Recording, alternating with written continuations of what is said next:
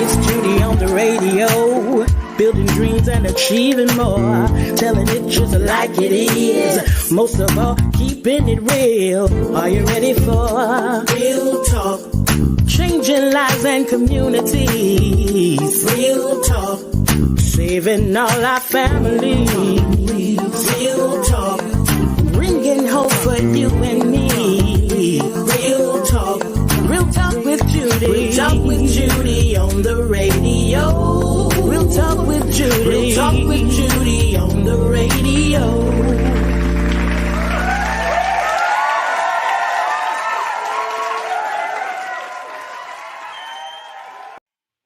Good morning and welcome to the Real Talk with Judy live radio show.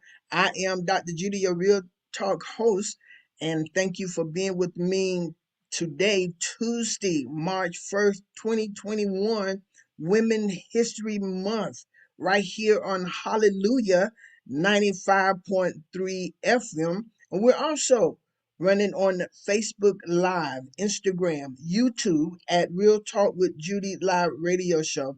So if you would take a few moments and invite those to come on Facebook, Instagram, and YouTube.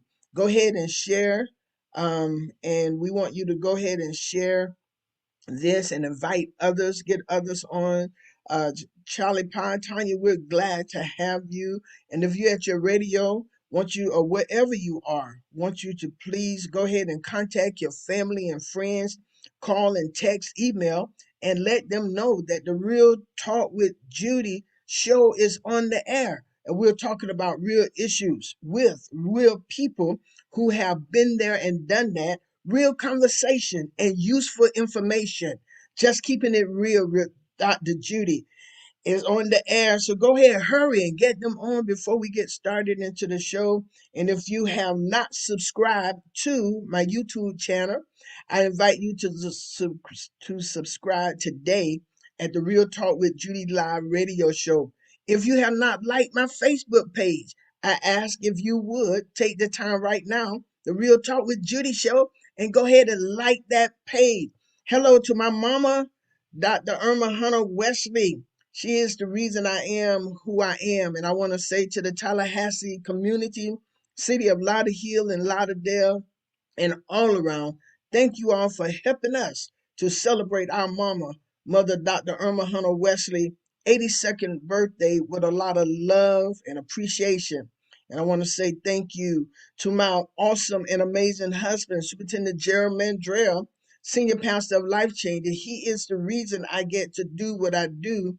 And I want to say thank you so very much again to my amazing team who helps me deliver an award-winning show to a great audience every Tuesday. I want to say, of course, thank you. And to you, the greatest audience ever. Thank you all. I see my mom is on here. A sister from Carolina, Carolyn, my sister, All Smile Corn. And there's so many people coming on. I want to say thank you all so very much. We do have a great show prepared for you this morning. And I wanted to say thank you for tuning in to the Real Talk with Judy show. And I must give a shout out to my PR person, my public relations director over in Scotland, in the UK, Angus Holden, who is getting all of them on. I want to say thank you so very much. And before I thank my luxurious business investors, I want to say happy birthday to my uncle, Uncle Skip. His birthday is Friday, and we are celebrating him. I just want to go ahead and give that shout out. And to all the business investing sponsors of the Real Talk with Judy live show, their name is being scrolled at the bottom of the screen. Thank you for your continual investment, your partnership. You are the wheel of the Real Talk with Judy show. And I personally invite those of you who have yet to become one of the investing partners in the Real Talk with Judy show to consider becoming one. You can go to my website, www.realtalkwithjudy.com, and find out more information of how you can do that. Again, hello to all of you who's tuning in by Facebook, radio, YouTube. It is an honor and a privilege to have you to give me some of your time today. Well, for the month of March, we are celebrating history-making sister girls. Today is this month is Women History Month, and I have a great co-host coming with me for the month of March. A young lady that I greatly admire. God put us together as friends and sisters. She is a woman on a mission. She's the CEO and founder of Swell Corn, and co-founder of Women Wednesday. She is living the lean in philosophy. And if you don't know what that is, I want you to go find out what it is. Because ladies, it is our time to lean in. And we would talk. She would give you some more. She is in her Women Wednesday, she's living the lean in philosophy to create technologies that improve economic opportunity for everyday people. Her company, Swell Corn, is a new type of buy local cashback platform designed to restore and increase small and local business spending, keep more jobs, money, and prosperity in communities. With Women Wednesdays, her mission is to grow and share the talents of women in spaces and places by increasing participation of women in places of opportunity. Prior to these endeavors, and I didn't know a lot of this, she excelled in the vacation in the vacation rental and real estate industry. In earlier years, she worked for the National Security Program at the Harvard's Kennedy School of Government and in electronic intelligence collection and analysis for the United States Air Force. She is particularly honored to have served as an ambassador for the American field in Sri Lanka, a program for the betterment of relations worldwide. She is a Maine native, a wife, and a proud mother of two. And she has made Tallahassee, Florida, her home for the over 25 years. Welcome, my March co-host, my friend and sister girl, Barbara Westcott. Yay! Hi there, Judy. Thank you so much. What a great introduction. And I have to say, it's just such an honor to be here with you today, and so honored that you asked me to be your co host. And we met, from the first time I met you, I just absolutely felt your passion for connecting women and empowering women. And so that's why, I love you and I love being here with you because I think we're of the same mind and Yes, knowing that we are stronger when we're together, yes. and you're having a huge impact, and I love what you do. Thank you so very much, Barbara, for being here with me.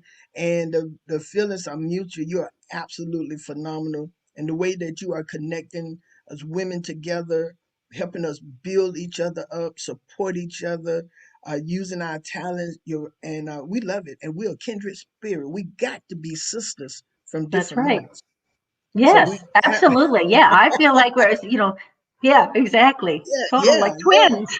Yeah, we really are. God, we're twins. I love it. Well, our special guest today is a Broward County Commissioner.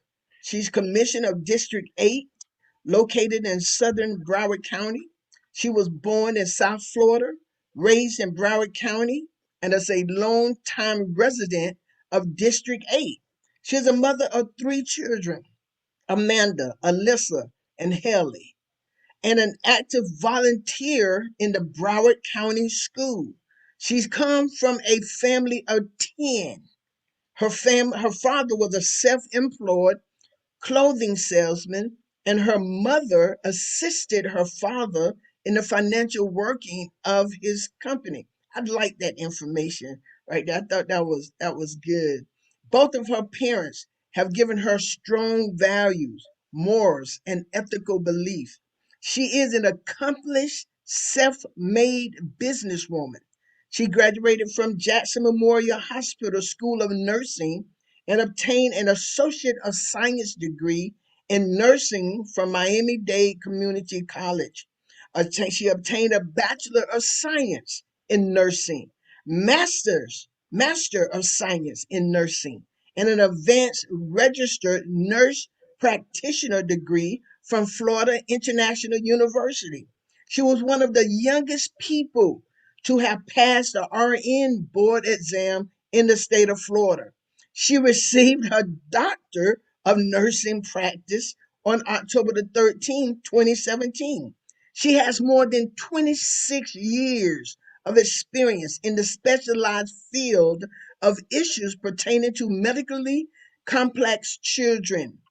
Through this invaluable experience, she was successful at creating and managing a variety of companies and has a strong success record for making non-profitable businesses profitable. We can use her, can't we, Barbara? We can, Yes, we can yes, use we her. can. Actually, I read that and that just came right out to me. It's something I I want to know, talk about right? today. In 2001, she founded South Florida Pediatric Home Care Incorporation, and the company is currently serving residents of Broward and Miami-Dade counties, providing jobs for approximately 200 professionals in South Florida, and has done so by providing an invaluable service. The company is considered one of the top home health care agencies in Broward, Miami-Dade counties for the care of children and adults with complex medical issues. She was commissioner and vice mayor for the city of Miramar from 2009 to 2010. In 2010, she was elected to the Broward County Commission, District 8, which served the culturally diverse population of Hollandale Beach, Miramar, Pembroke Park, Pembroke Pines, and West Park. In 2013, she was selected as the first African American mayor of Broward County in 2016. She was selected once again as Broward County's mayor during her tenure. She has advocated for affordable health care, mortgage, and foreclosure release, and so much. She has been a member of the Florida Association of Counties. Ladies and gentlemen, help me welcome one of the busiest, one of the, she is busy, successful women in Broward County and in Florida, Dr. Barbara Sharif. Hey. Dr. Sharif, it is good to have you here with us today. Thank you so very much. Oh my goodness. Thank you for having me. What an introduction. Can I record that and use that again? Man, I am so excited to have you with us.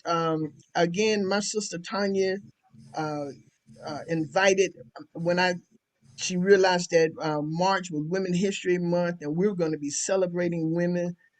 She immediately stated that Florida and the world need to know you more. And Oh, so today, Dr. Sharif, the Real Talk with Judy show is all about you. We are celebrating your accomplishments. We are highlighting your accomplishments. And we are just honored to have you on our show. And you're going to talk about a whole lot of stuff. But you were the first African American uh, and Muslim elected woman as Broward County Sheriff. Barbara, you want to say anything to our Yeah, guests before we I get do. started? Well, hello, fellow Barbara. It's so nice to meet you, Commissioner Sharif. But I also want to just mention, I think a lot of times when we think about historical figures, we always think sort of in the past. But I think looking at you, I mean, you are someone that's making history today. And I think that's an example for a lot of women. I mean, what we do now can be something that has historic impact. So, I'm really excited to get to know you better and really proud of all your accomplishments. And so, really look forward to hearing what you have to say today. thank you. You know, when you talked about my being the first African American female mayor twice and the first Muslim mayor that was elected to Broward County Commission, you know, that came with its fair share of pros and cons in terms of what I was dealing with. So, Broward County is probably one of the most Democratic counties in the state. We've got just under 2 million people represented here, budget of $7.2 billion a year. And in my district where I was serving, I served probably one of the most vulnerable populations of people and individuals, a district that was affected hugely by many things have been going on over the years. They just had really a hard time economically, large unemployment in that particular area. And so my focus has been on saving houses, creating jobs, and to really try to stabilize and provide healthcare access in the Black and Brown community. Because I think that a lot of times that is completely missed when, people are talking about issues. And so I kind of had to focus on that. And then in the interim of focusing on all of that, dealing with some of the other, I would say, preconceived ideas and notions about Black women in power, gender discrimination, racial discrimination, serving as the mayor of a county this large, and certainly having my capabilities being brought into question as to, well, can a Black woman run that? And, I used to get mad about that. I used to get very upset because I don't like people challenging my capabilities because I'm a very capable person. I came from a family with a very strong background. And I think the very first time that I dealt with a crisis here in Broward County was probably Hurricane Irma. I ran the emergency operations center for 14 days, and I had men, particularly men elected officials, challenging the decisions that I was making. I remembered I got to about my 10th day, and one of the reporters said, well, there are such and such mayors, and they're saying that they're challenging your curfew, and they're challenging the way that you're running the county. And I said, well, they're in charge of about 100,000 people each. I'm in charge of 2 million. And I don't have time to second guess myself. And I've got to make sure that I save lives and I keep people safe. And so that's my priority. And so I had put a curfew in place so that I could keep people off the road while I was trying to get vital stuff from the port into the cities where it was needed, like food, gas, water, and supplies. We had the National Guard on the street, and I was trying to get them to run supplies to shelters. And I couldn't do that if I let all the traffic back on the street at certain times. And so it made perfect sense for me to get the traffic off the street. And then we had to repair traffic lights. We had to make sure that there was down power lines. And it was just a safety issue. And I'm dealing with all of this all at one time. So it's not like, you get it in a silo. Just remember the challenges for men. So you asked me what I dealt with before. That's one of the biggest ones.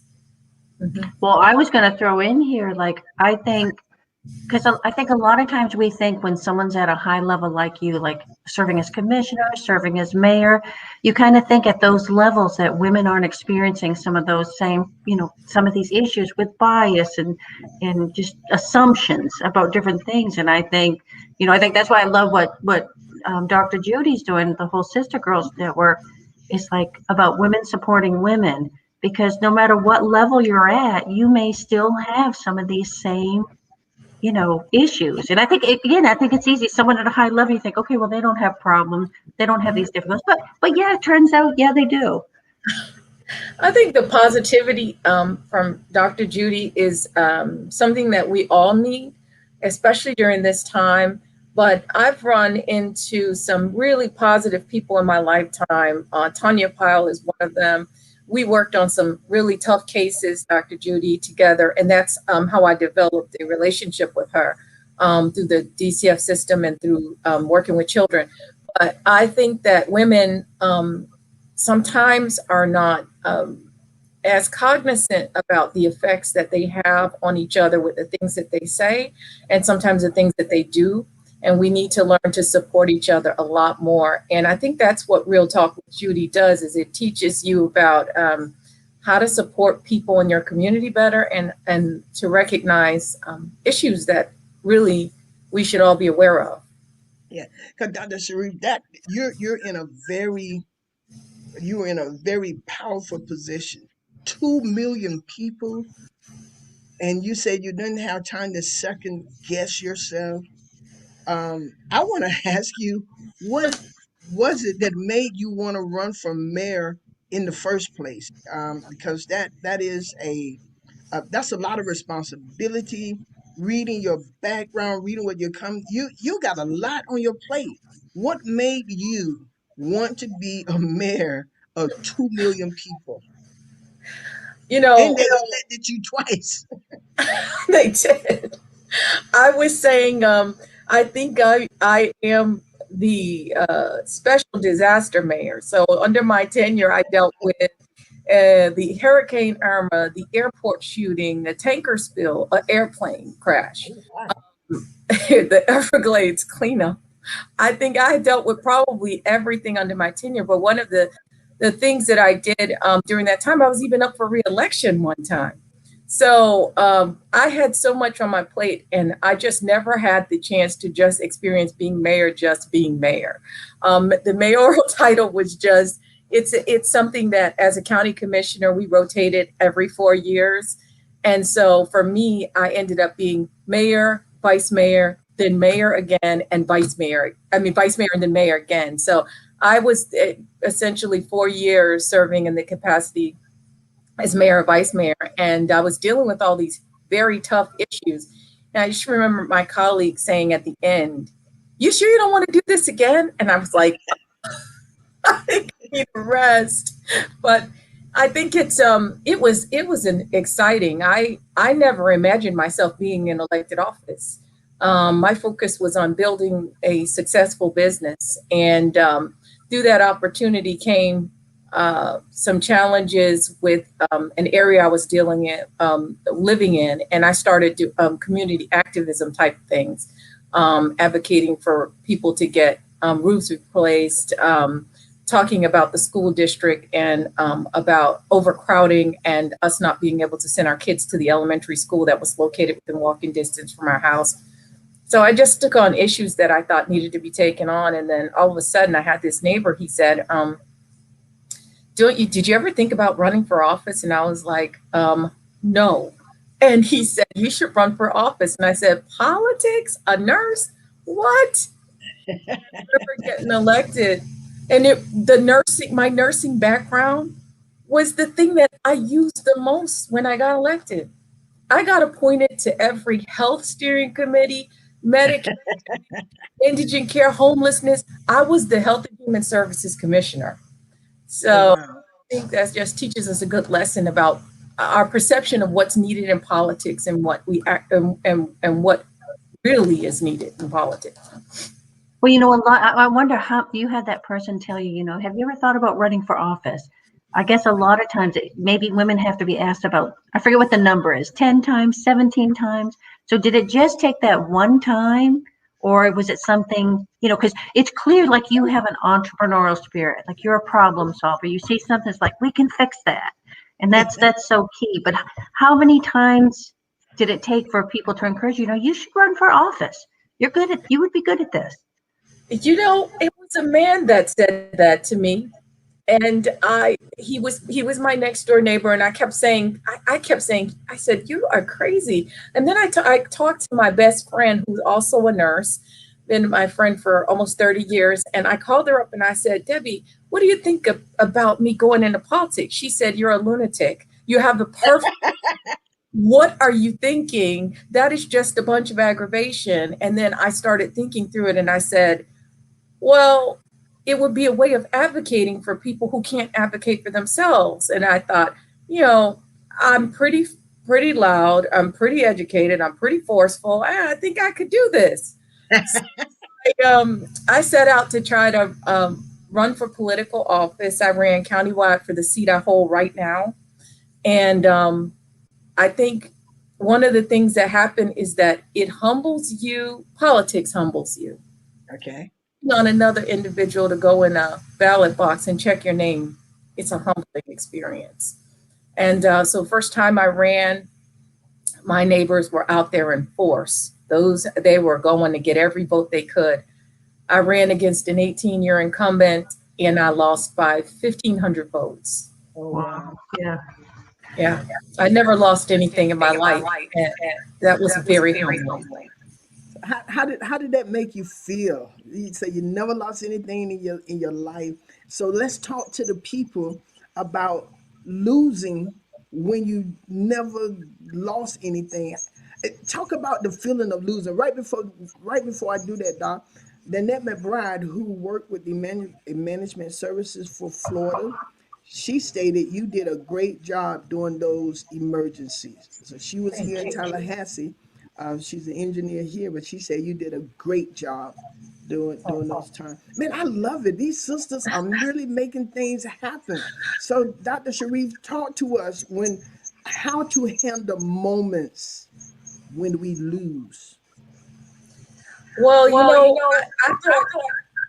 I thought I was going to give up.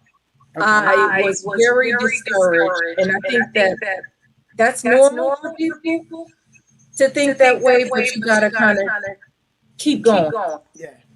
And the first time that I realized I lost, I went home and I curled up in my bed, and I was like, I'm never doing this again.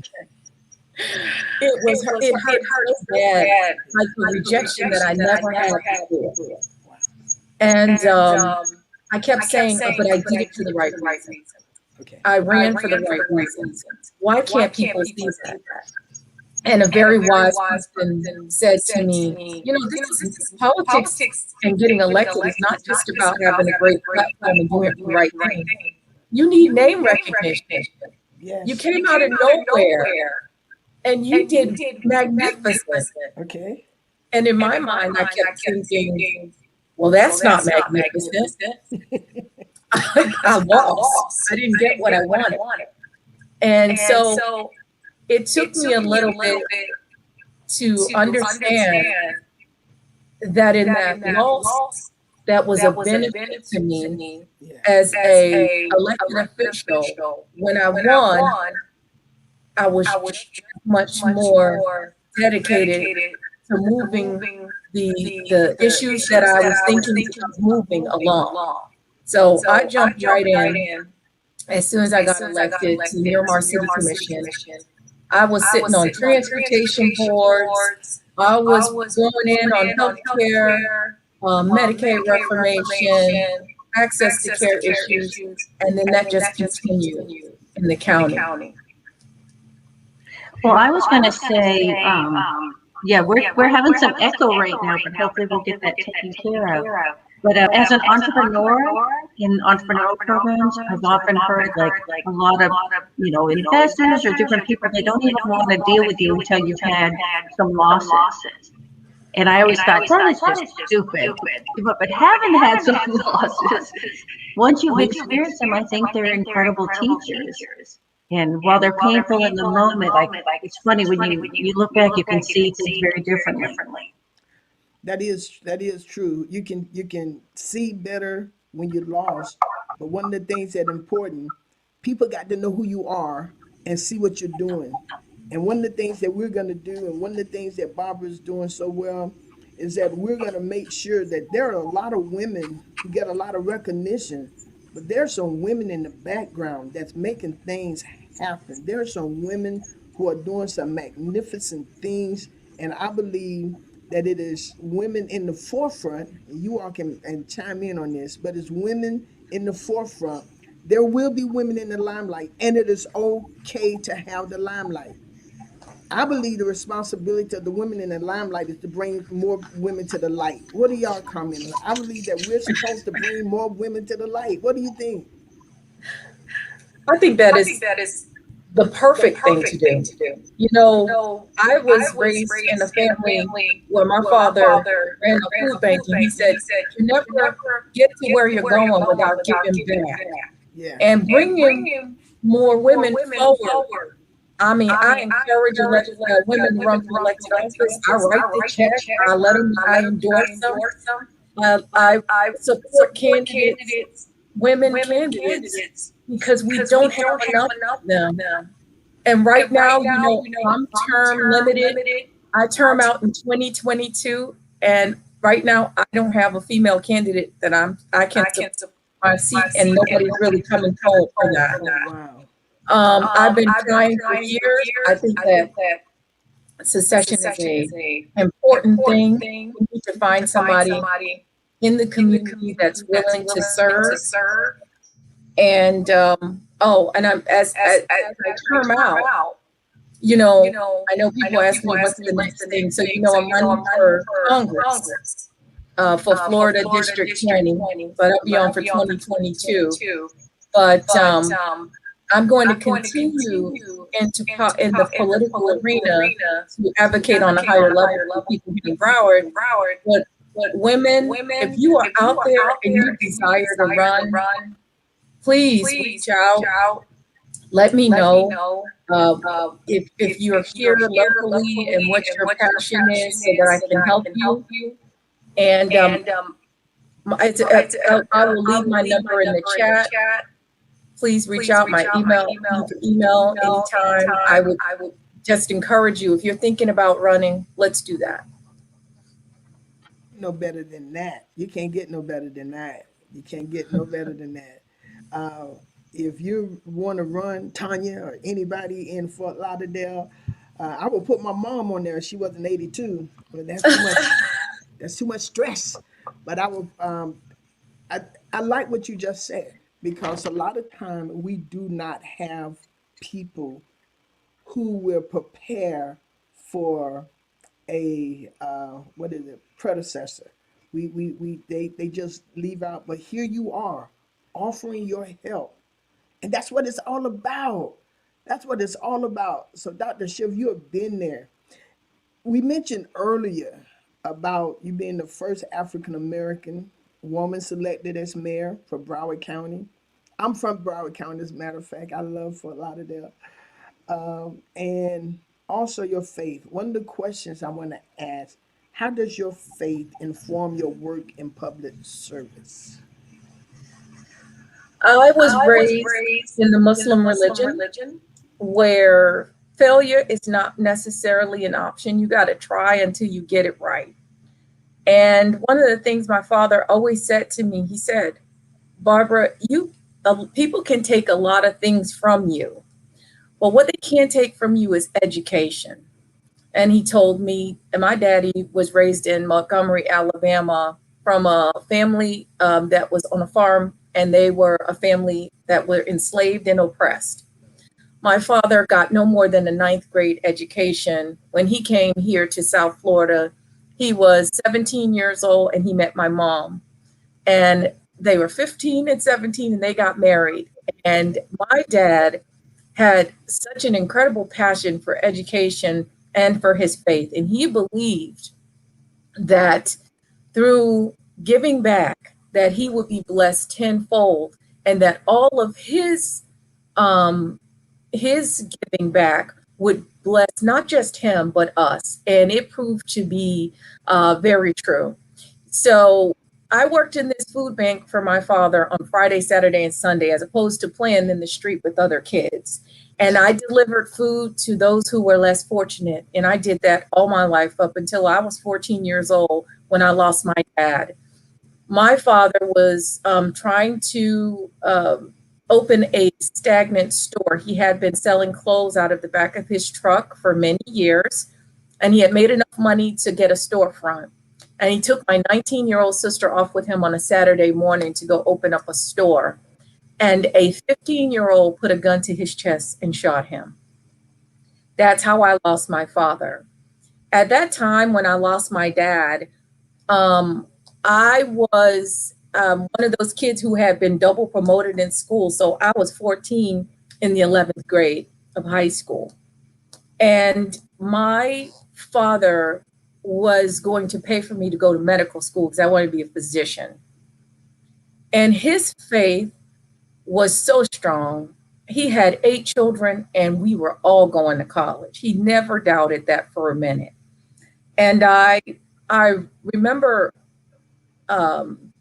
when my father got killed, losing everything, material things. And it was just like he said, we lost our house, we lost the cars, we lost our lifestyle.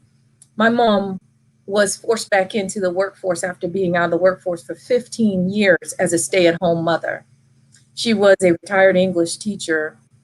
And it was one of those things where we just struggled for a while. When I finally got back into, when I got out of high school and I went into college, I had to work 3 jobs in order to make it through school. I drove a 1976 Oldsmobile Cutlass Salon with the hole in the driver's side floor. And I used to call it the rust bucket. But realistically, it got me from point A to point B, right? And I struggled through school, and the church, my masjid and my temple, that came in very handy. I used to struggle feeding myself. So I had an aunt that worked in the church kitchen, and she said to me, well, when you work, you get yourself some Tupperware containers and you come here and you fill them up because you staying in school. I said, okay, no problem. So that's how I ate during school. No shame in my game. I had to do what I had to do to survive. And I think that people need to understand that you might struggle, yes, but you can triumph over any kind of struggle or tragedy. And I did. And so I look back at it as a lesson learned in life and how to, how to make lemons out of lemonade, right? How to make lemonade out of lemons, right? I got dealt a really bad hand, but I kind of recovered from that. And I kept pushing through with that same passion and intention that my father gave me to finish what I started and to be successful. And that's how my faith carries me through every day. And that's what I bring to the table for the residents of Broward County. I'm not a quitter. I'm going to figure out a way to solve a problem. And I understand the struggle of regular people, and it makes me better at representing regular people. Well, that's first and foremost. I'm just so sorry that your dad was taken away from you. And I mean I'm sure that's just the hardest thing ever. I'm so sorry that happened. And I can imagine, it's all the things you've overcome, under those challenges. Those are real challenges. They're not small. And I salute you, but I have compassion and sorrow for having to face that loss. Yeah. And so and I love it too, Dr. Sharif, that you are very transparent about it. That's how we help each other. Mm-hmm. That's how we make things go forth the more, because we're transparent. So it Right. seems like you're still motivated today by that. And it's an honor. Chico the Virgo here, Sylvester, my brother, said that you're an awesome woman. Then he said, so am I. And so are we, Barbara. So we'll Thank give you. him, yeah. And so we support you here in Tallahassee, and we know that you have a business. Let's talk about your business for a little while. Sure. So I am a doctor of nursing practice. I'm 28 years in the profession, and I've owned my company, South Florida Pediatric Home Care, for the last 20 years. And what I do is, my specialty is critical care. So I deal with patients and take care of patients that are normally in a critical care unit in a hospital. We take the patient straight from the critical care unit, the ICU, the NICU, the PICU. We take them home, and we set up the intensive care unit in their home. And we provide around the clock nursing services. It's called private duty nursing care. And that was what I did in the hospital. And I ended up doing it in home care and in hospice for a while. And I feel like, that was it was needed out there. I felt needed, and I felt like I was doing something that made a huge difference to everybody in my community. And so that was kind of how I started my company. my company was started with me and my mother. My mother and I, my mom was like my biggest cheerleader. She was like, you're going to quit that job making six figures and you're going to do this. And I looked at her and I said, yes, Mom, but I'm going to need your help. I said, I got to bring you out of retirement again. She said, okay. I said, you're going to be my secretary, my human resource person. Oh, and I'm going to teach you how to do medical billing. She said, all right, no problem. So she went ahead and she stood right next to me the whole time. I was in like a 400 square foot office when I first started, probably the size of a closet or something. And it was me and my mom with two desks facing back to back. And I started off with myself and my mother. And I had a whole bunch of people say, you are crazy. How did you leave that job? You know, I was working in healthcare and administration. And they said, I can't believe you left your job for this. And my mom looked at me and she said, if I got to bet on anybody to do something and succeed, I'm going to bet on you. And I'm going to be with you from the beginning until you say you don't need me anymore. And that was the way it was. I went through my entire time building my company, me and my mother. My first year, I ended the year profitable, which my accountant couldn't believe. I had 30 employees and myself by the end of my first year. My second year, I think I doubled. My third year, tripled. It kept going up. At the height of my business prior to COVID and all the other stuff happening, I was employing upwards of 400 to 500 nurses a year. And, you know, of course, it declined because of COVID, because now people are afraid to have nurses come in because they think the nurses are going to bring COVID with them. So we had a decline in employment and businesses because of that. But that's something everybody's experiencing now. I want to bring that up because I think it's a lot of businesses out there struggling. And sometimes people look at you and they only see the end result. They don't see the struggle. And there was Dr. Judy, you know this, a gentleman, one of the pastors, he said, people don't know they only know your glory, but they don't know your story. Yeah. So I kind of think about that in my respective profession now. But yes, I built this business from the ground up with the help of my mom. And right now I retired my mother again about 10 years ago. I put her back in retirement. She's doing fine. When she got to be 62, I said, hey, Mom, listen, if you worked at a regular place, you'd be getting a gold watch and a bunch of money. So I think you should stop. So I was able to retire my mom. I take care of my mom. Thank God. That's what my father wanted me to do. And I feel very blessed and humbled to have had this experience. Well, I think you're just an incredible inspiration in showing, just, anybody can, work to overcome struggles. Like, people don't start, with everything that's perfect in their life, but they have that forward motion. I mean, and again, you just seem like the type of person that you're a problem solver, but you also just, go forward, make things happen. And sometimes I think that's the people that are the most successful. It's just, you just plow forward. You're just going to do it and believe that you can, or have the whole thing, the audacity of hope. You just like, I'm going to push forward. I think the other thing I experienced when I first started, which a lot of Black businesses experience, a lot of women-owned businesses experience, was difficulty getting financing. Absolutely. I hear people all the time look at me and say, I can't get financing. Listen, I had a 780 credit score, had never paid anything late, had never written a bad check, and I had trouble getting financing. Okay. Mm-hmm. I just want to let people know that, because nothing is perfect. And even right now, I have a tremendous amount of difficulty when I go to get financing for something. And I think I jumped through more hoops than probably any other kind of business would jump through.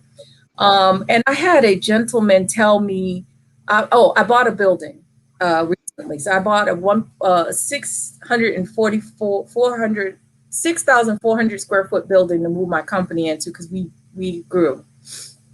And I was in the process of the financing. And so I turned in my financials, and I had a banker, a gentleman, tell me, he said, we have to do some more checking because I've been in business for 30 and then banking business for 30 years.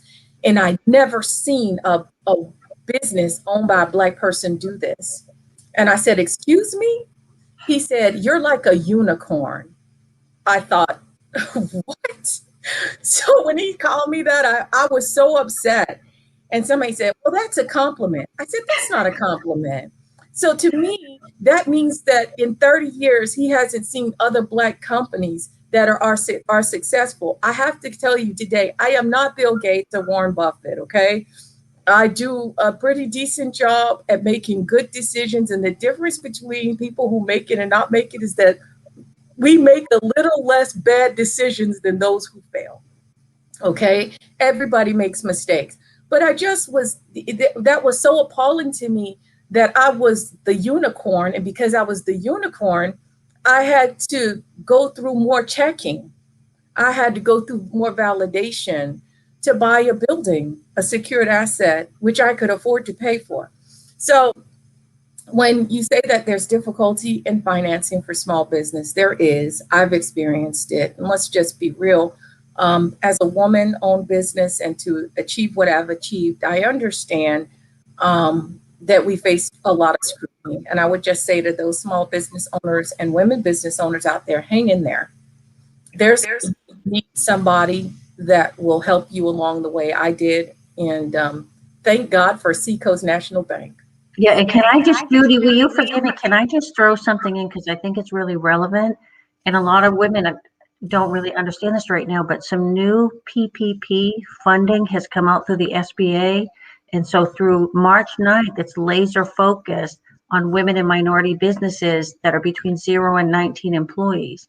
So make sure, because I think because exactly what you just said, Commissioner Sharif. It is so hard for women and minority businesses to get the capital they need. And I also call that death by 1,000 cuts. It's like all these little ways that like you can't get money, these assumptions, all these different things like that. But I do think there is a window of opportunity right now if you're a business or a nonprofit to apply for these PPP funds. And they're specifically designed so that people who meet the criteria will get them. So, that's like that. You try to, if you formed your business before 2015, you have between February 15th, 2020, and you have between 0 and 19 employees, definitely look into that PPP loan. I want to add something to that too. As I've been working with businesses to try to help them get PPP, one of the biggest things that we've run into is people not having the appropriate paperwork. Right. Returns, financial statements for where your business is currently right now with the PPP. If you're going for the second round, you have to show that you had a 25% decrease from one quarter to the next. This new round of funding is going to require that you have your financial statements together. So what I would encourage is that if you hadn't filed your tax returns, there is a backlog, but make sure you have your financial statements to support how much money you made. You also need your payroll reports to run for how much money that you're paying out, your insurance reports. I think that those are the things that kind of trip people up is the payroll report, tax returns, and financial statements. So please, if you are a small minority woman-owned business and you meet those requirements, make sure you have your paperwork. The process will be a lot easier and you won't get rejected. Right. And also tell people, I don't know how to get my paperwork together. Like, it's okay to not know everything and ask for help. For someone who does this all the time, they'll just be like, boom, boom, boom. You need this, this, this. Yeah. And I think a great thing is to just get an accountant that's not going to overcharge you. A lot of accountants are very busy right now because of the PPP and because of taxes and things like that. But you want to get an accountant that's going to be fair with you and help you. And if we want to do loans on another program, I I always do loans. I actually did a program series in the community called Broward Means Business, where I helped small business owners get financing. That'll take up another hour. So I'm going, if you would like, I can always come back and we can talk about financing, because I've got some programs that we can do that with. And that's also on my website. I'm also, if you're interested, I have a book. It's called The Commissioner on a Mission Helpful Information Guide. And what's the name of the book again, Doc? The Commissioner on a Mission Helpful Information Guide.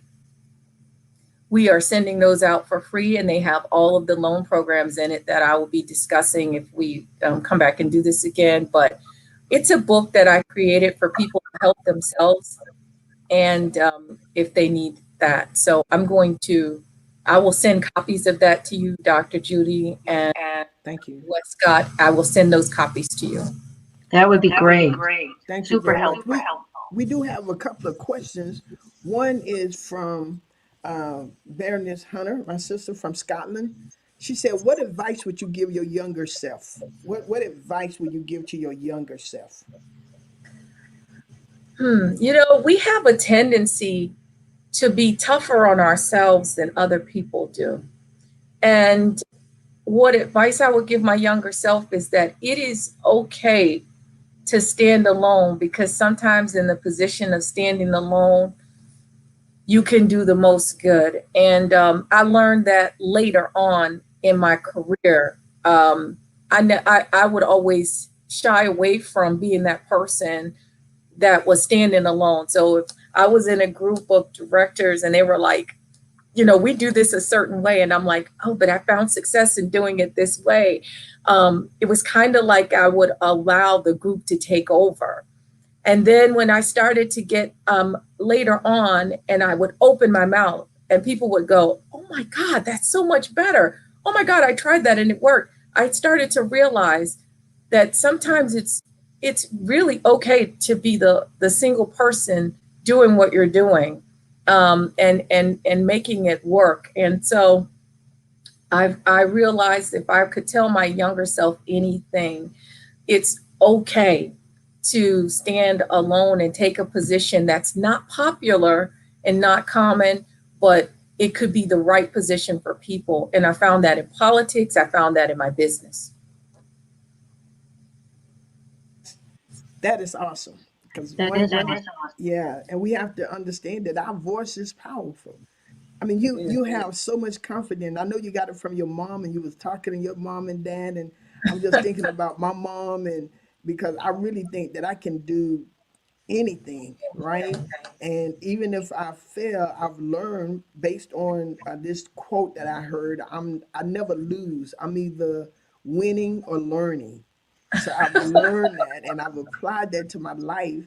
And just like everybody else, you learn different ways not to do something and different ways to do something. So Right. I feel if God give me something, I'm gonna do it.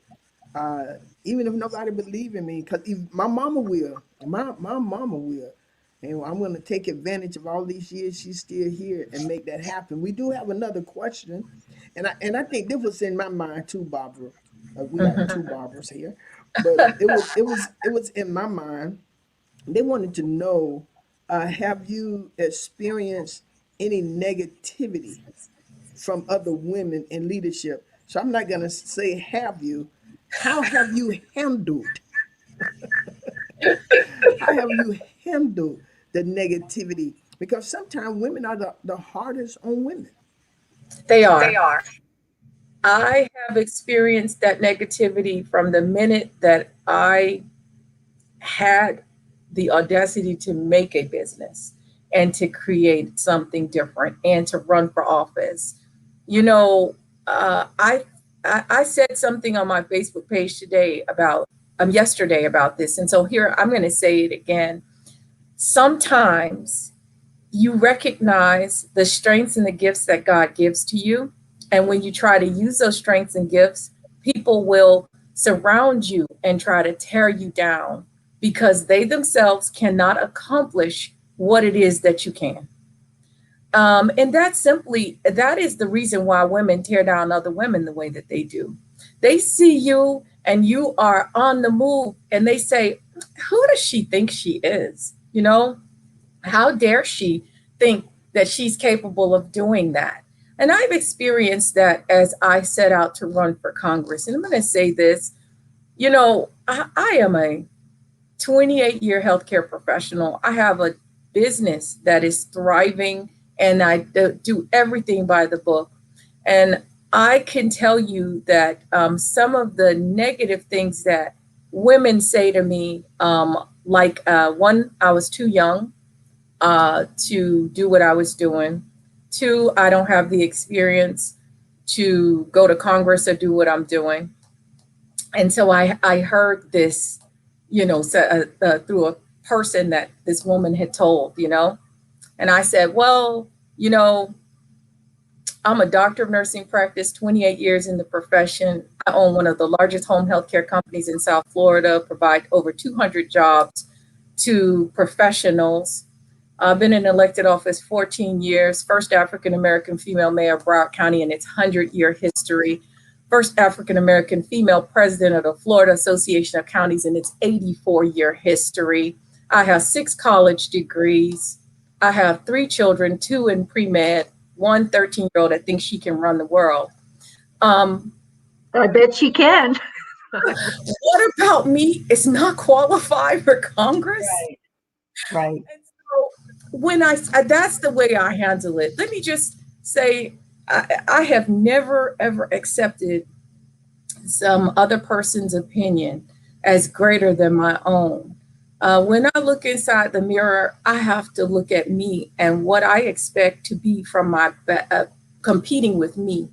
I don't compete with other people. I will compete with Barbara Sharif to be Barbara Sharif's better self every single day and every single year. And when a woman starts telling you stuff like that, you have to look at who she's competing with. Because if she's out there competing against you, one, there's no competition. Because if you compete with yourself, you're going to always be number one.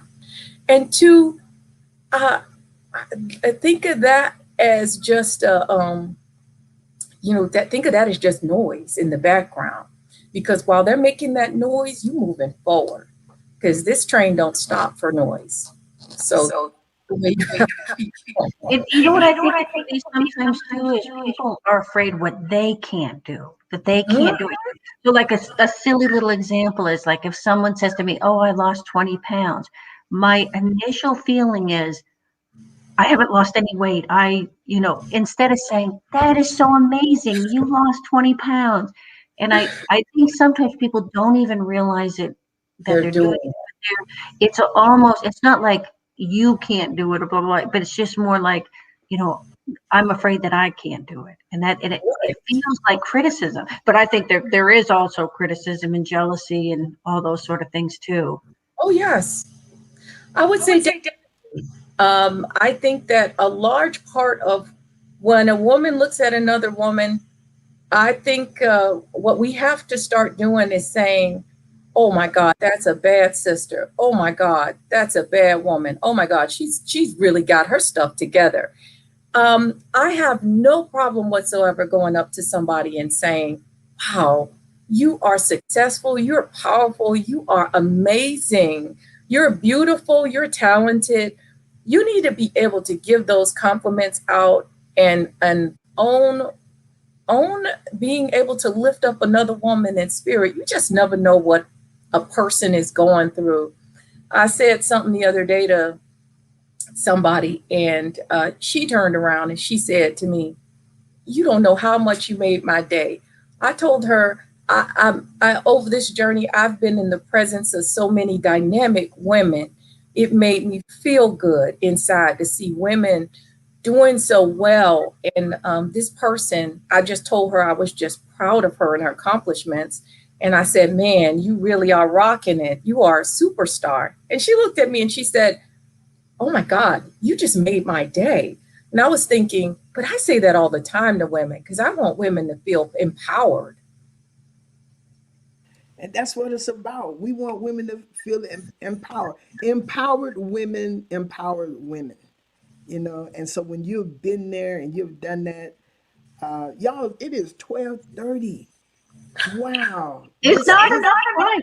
wow, this Mrs. Reed, I kind. can talk to you I want to sit down and talk more with you. You're amazing. She really Thank is, you. and Barbara, you will get her information if you don't have it, because Dr. Sharif, I am thankful that Tanya put us in contact, because you have a wealth of knowledge and experience that you can help women to be the best, to overcome challenges and not be afraid. Just keep going. Just roar, roar. Cause we're lioness, and we have a roar, we have a voice, and listening to you come through so many challenges to be where you are, give all of us hope that we too can accomplish mighty things. And I want to say to everyone who's listening by way of radio, Facebook, StreamYard, however you're listening, YouTube, I want to say to all of the women, this is our time. We have so many women who have broken glass ceilings, and we don't have to. We are honored for our vice president, but I want y'all to look around right where you are. You have women in your community, you have women in your family, you have women in your city who will more than happy to help you accomplish your thing. Everybody's not jealous. Everybody's not hating on you. You just got to find the right woman who can help you straighten that crown without telling everybody I straightened Judy crown. She was all mad. You got to do that. You got to be willing to help people. Yeah. And so today, Barbara Westcott, Dr. Sharif, you all have helped us. This is a fantastic show. We will put the information in the chat if you all want it, so you can get it. You could go to Dr. Sharif's webpage, and we're gonna let her. Barbara, you go ahead and say some closeout word to the audience. Again, to all of the audience, I want to thank you all so very much for tuning in. And Dr. Sharif, I know Barbara gonna have you on Wednesday. I already feel it in my spirit. Yeah, That she, we're that not she, done yet. I think we need to talk with you several times. And I would just say that, like, I think you were such an inspiration today. And I think a lot of that has to do with the vulnerability and being honest. And I think that gives people so much hope and courage, like that, she did it, I can do it. We don't, you start where you're at and what you have to work with, and the things you've been through, you use them as challenges. But you, like, again, you have forward motion. I think you're amazing, and I can't wait to get to know you better. Oh, thank you. I appreciate that. and Dr. Thank you Sharif, for go having ahead, me. because you're running for tell them what Yes. you're doing, because we need to help you get wherever you're going. Well, I am Dr. Barbara Sharif. I am running for congressional district in Florida 20. That district covers Palm Beach, North Broward County, and the cities of Miramar, Tamarack, Pompano, and the small part of Sunrise and Fort Lauderdale, and North Lauderdale, Belglade, Pahokee, Palm Beach County. If you are interested in knowing more about me, please reach out at Barbara Sharif for Friends of Barbara Sharif for Congress.com or 954-743-9240. I am a passionate advocate for equal access for healthcare for the Black and Brown community, equal rights, minimum wage pay, for teachers, as well as a minimum established pay for a nurse. These are professions that are highly needed, and we have yet to give teachers and nurses a fair shake in terms of our federal budget and what we can support with. I've been a member of the Metropolitan Transportation Organization to decrease traffic congestion and improve roads. And I have been a huge advocate for supporting funding for COVID relief, because there's so many people out there that are financially damaged, and they are permanently financially damaged. And so those are just a few of my issues. Please visit my website, like I said, at Friends of Barbara Sharif for Congress.com or 954-743-9240. You can call that number anytime. I'd love to speak to you. And if you have issues in your community and in the state of Florida that you want me to champion, please give me a call. Like they say at the county, I never shy away from a good fight. Good. So, um, whatever support I can get, we are actually out walking on doors. So we need volunteers. We are going to knock on every door in our district to make sure that people know that I would love to represent them, and hopefully I can gain their support. Wow, they would have a great representative. I know that, and they Thank, need to go ahead and vote for you and put you in that position. And I know today is the first day of the session here in Tallahassee, and I know we don't have time to get into that because I know um, with the local government in Broward, the attitudes of your constituents are often different from those of the governor and the legislator. So there's going to be some challenging and different things going on there. We can't get into all of that. We got to go, but we must have you back. Um, um, on our shows because we greatly appreciated your input and your empowerment that you gave to this listening audience and to myself and to Barbara today. Were absolutely phenomenal. Uh, Great to have met you and to everybody. Barbara, I am going to be on Barbara's show tomorrow. Barbara, you want to talk a little bit about that? Yeah, so we're having a great show tomorrow on Women Wednesdays. You can go to our Facebook page for Women Wednesdays or womenwednesdays.com. But it's Women's History Month, and we're going to be talking about the collective power of women in making history. And I think Dr. Sharif, you're such a good example. You are someone that's making history right now. But a lot of history has been made by the collective power of women. You think about that. It's us coming together as a group to make incredible change. And so that's what we're going to be talking tomorrow. So tomorrow on Women Wednesdays Facebook page, we'll be going live at 1 o'clock. And then it lives on just like this show today. It will live on as a video, but please join us. And just a little bit about Women Wednesdays. We're just increasing opportunity for women in places and spaces. And doing everything we can to support women on a mission. So, and we had the honor to speak with someone on a mission today. And it is an awesome opportunity for women. Again, thank you, Dr. Sharif. Thank you, Sister Barbara Westcott. Thank you I to love all of you. the. I love you, Barbara. I love you. And thank you to everyone, all of our listening audience. Thank you so very much. Paula Johnson, thank you. This is to everybody. Valencia Scott, who's from the Property Appraiser Office, my sisters. Then it's just so many people on here. I want to say thank you so very much. Again, to the awesome team. Thank you again to everyone. If you have not subscribed to our YouTube page, go ahead and do so. We're on the move. We're making things happen. And one of the things about women, y'all, as we come together, as we collaborate, as we make things even greater, things become greater. All right. We support each other. We lift each other up. And Dr. Sharif, I guess being raised with 5 sisters, I have no problem supporting women. And if we ever could understand the power of our collective support of each other, that's all it takes, just supporting each other. Do your thing. It's okay. Do your thing and do it big. Even if you have almost similar things, do it and do it big. I'm a part of Women Wednesday. I'm a part of Barbara, and I support it 100%, right? Because I'm about empowering women, making women do good. You don't have to fight me, because I'll fight. That's what I see in you, Dr. Sharif. You'll fight. So we'll fight doing good. Absolutely love you all. Thank you again for tuning in. Next week, we're looking to have, Barbara, we're looking to have about 7 or 8 women on the show.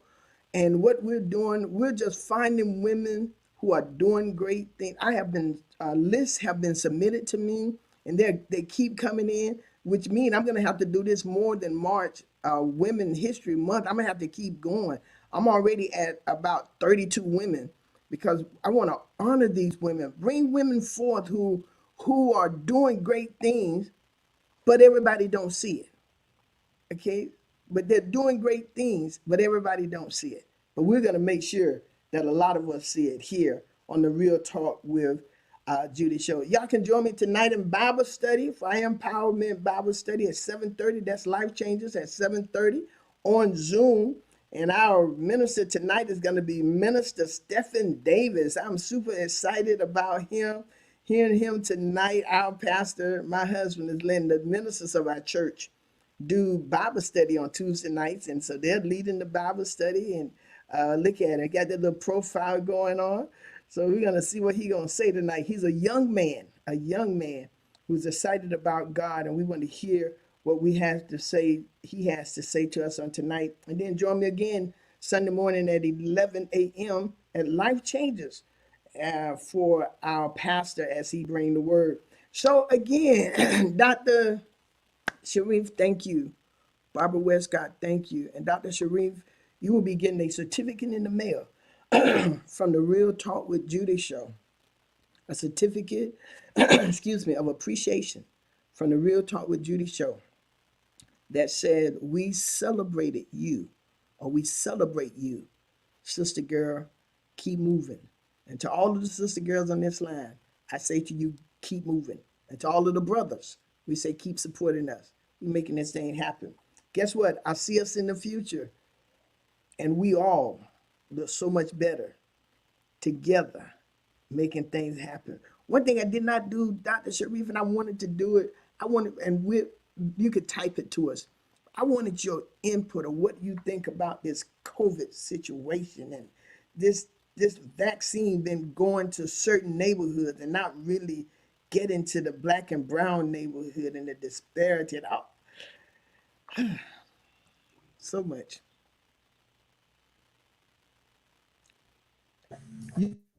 We can definitely talk about that whenever you want.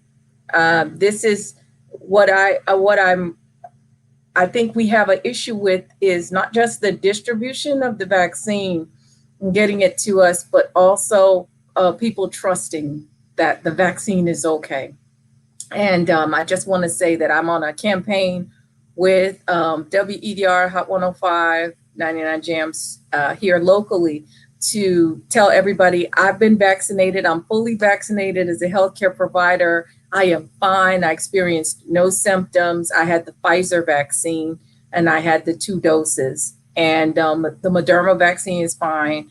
My mother, who's 72, got her 2 doses and she's fine. My spouse's mother, who is 84, and his father, who is 87, got both of their doses and they're fine. I just need our Black community to know that this vaccination is safe. We need to get vaccinated because it is killing the Black and brown community at an alarming rate. And so we're dealing with that on the ground here. So it's really key to just let everybody know there's nothing happening. Maybe you have a sore arm, but for the most part, this vaccine is really a good thing to save lives. Thank you so very much. We're going to have to do a Facebook Live with you. But my husband and I get our second vaccination tomorrow. So we get our second vaccination tomorrow at 3:30, Barbara, after the show. So again, thank you all so very much for tuning in to the Real Talk with Judy show. I absolutely enjoyed this show today, and it will be on our Facebook page and YouTube. Again, thank you. You have been listening to the Real Talk with Judy show with Dr. Judy and my host, Barbara Westcott and Dr. Sharif. Y'all have a great day. Real talk with Judy on the radio.